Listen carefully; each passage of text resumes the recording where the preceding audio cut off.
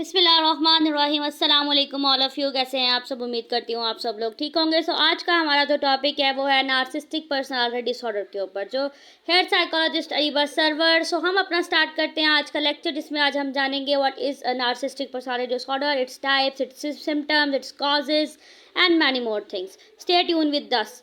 Next is the what is narcissistic personality disorder. Narcissistic personality disorder एक enduring pattern of inner experience and behaviour है, जिसकी characterisation जो है वो self centredness के ऊपर होती है। इसमें लेक ऑफ एम्पैथी है, एग्जैजुरेटेड सेंस ऑफ सेल्फ इंपॉर्टेंस है, जिसको जो है वो पर्सन अपने आप को ज़्यादा इंपॉर्टेंस प्रोवाइड करते हैं। इसमें several different types of personality disorders भी रिकग्नाइज होते हैं, जो कि diagnostic statistics manual of mental health के जरिए किए गए, यानी कि DSM-5 के जरिए किए गए हैं।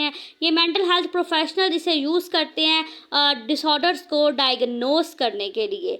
Further we are discussing about what is the symptoms of narcissistic personality disorder. Believe किया गया है कि that one is the unique और स्पेशल। इसमें जो है वो एसोसिएट करते हैं people with the status of self constant पर, अटेंशन सीकिंग पर, एफर्मेशन पर और प्रेस पर। खुद की तारीफ पसंद करना, खुद पर अटेंशन करवाना, एग्जैजुरेट कर देना अपनी अचीवमेंट्स और अपनी एबिलिटीज़ को। फिर एक्सप्लोरेशन और पर्सनल गेन के ऊपर जो है लोगों का काम करना, एक्सप्लॉइट करना दूसरों की चीज़ों को। उसके बाद जो है feeling of believing awareness about others, वो दूसरों के लिए लेक ऑफ एम्पैथी रखना। फिर अपनी फैंटेसीज़ को परसिस्टेंट फील करना, अटेनिंग करना अपनी सक्सेस पावर को, प्री ऑक्यूपेशन अपनी सक्सेस और पावर को जो है वो बहुत बढ़ा चढ़ा कर दिखाना। फिर सेंस ऑफ जो है वो प्रॉब्लम ट्रीटमेंट और एक्सपेक्टेशन ऑफ स्पेशल ट्रीटमेंट, हर वक्त इस चीज़ पे सीख करना कि मुझे स्पेशल ट्रीटमेंट दिया जाए। This is narcissistic symptoms. And now diagnosis of narcissistic system personality disorder. Official जो है वो डायग्नोसिस की जाती है only the qualified by the mental health providers के। इसमें जो है वो इंडिविजुअल में इम्पेयरमेंट होती है पर्सनालिटी फंक्शंस के अंदर, फंक्शनिंग के अंदर। इसमें जो है वो वेरियस डोमेन्स आती हैं, जिसमें सेल्फ इंपॉर्टेंस, इंटरपर्सनल डिफ़िकल्टीज और अटेंशन सीकिंग बिहेवियर, एम्पैथी और इंटीमेसी। वेरियस जो क्वेश्चनर्स ऑफ पर्सनालिटी टेस्ट हैं उसके अंदर जो है वो ग्रेटर यूज़ किया गया है कि diagnosis of narcissistic personality disorder में जो है वो international personality disorder examination IPDE और नार्सिसिस्टिक पर्सनालिटी इन्वेंट्री यानी NPI का इस्तेमाल किया गया है।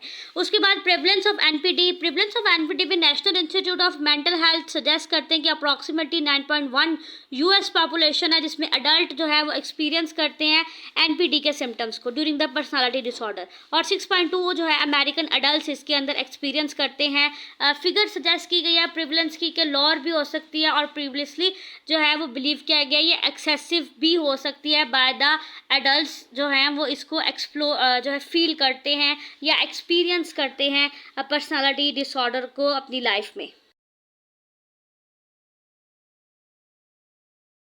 Causes of narcissistic personality disorder में अब्यूज़ और trauma, excessive praise, lack of authenticity, validity and environmental, prevalent over parental ओवरलिजेस, यानी कि जो पेरेंट्स अपने किसी बच्चे को बहुत ज़्यादा जो है वो प्रिविलेज प्रोवाइड कर देते हैं, बहुत ज़्यादा केयर प्रोवाइड करते हैं, अनरिलायबल पेरेंटिंग, ये तमाम तरह कॉजेज हो सकते हैं। उसके बाद जो है वो types of narcissistic personality disorder में जो है वो 2 टाइप्स आती है, जिसमें grandiose overt narcissism, vulnerable covert narcissism. Overt narcissism में जो है वो करेक्टराइज किए जाते हैं बोल्डनेस, एरोगेंस और जो है वो ग्रैंडोइज पर्सनालिटी ट्रेड। इसमें NPD में स्पेशली जो है वो लेक ऑफ एम्पैथी होती है, एग्रेसिव बिहेवियर, एक्सप्लॉइट, दूसरों की चीज़ों को एक्सप्लॉइट करना, एंगेज करना इन एग्जिबिशन बिहेवियर के अंदर। उसके बाद कोवर्ट नार्सिज्म में जो करेक्टरिस्टिक्स आती हैं वो आती हैं हाइपर सेंसिटिविटी, डिफेंसिज्म, और जो है वो अपनी जो वीकनेसेस हैं वो उनको NPD के ज़रिए अपनी लो सेल्फ एस्टीम को जो है वो विड्रॉ ना करना। फिर treatment for narcissistic personality disorder आता है। इसमें इंडिविजुअल साइकोडायनामिक साइकोथेरेपी का यूज़ किया था, जो कि इफ़ेक्टिव साबित होती है नार्सिसिज्म पर्सनालिटी डिसऑर्डर को ट्रीट करने के लिए, जिसमें जो है वो उसकी पोटेंशियल डिफ़िकल्टी को और लेंथी को उसको प्रोसेस किया जाता है। फिर कॉग्निटिव बिहेवियरल थेरेपी का इस्तेमाल किया जाता है, जिसमें इंडिविजुअल को उसके डिस्ट्रक्टिव थॉट्स और बिहेवियर पैटर्न को चेंज करके उसको गोल सेटिंग करवाई जाती है और उसके डिस्टॉर्टेड थॉट्स को रियलिस्टिक इमेज में। ट्रॉपिक मेडिकेशन, साइकोट्रॉपिक मेडिकेशंस में जो है इनफेक्टिव और लॉन्ग टर्म चेंजेस होते हैं, जिसमें समटाइम्स जो है इसके सिम्टम्स को ट्रीट किया जाता है विद एंजाइटी एंड डिप्रेशन। उसके बाद आती है coping strategies of narcissism personality disorder. इसमें लर्न और रिकॉग्नाइज करवाया जाता है नार्सिसिस्टिक बिहेवियर को।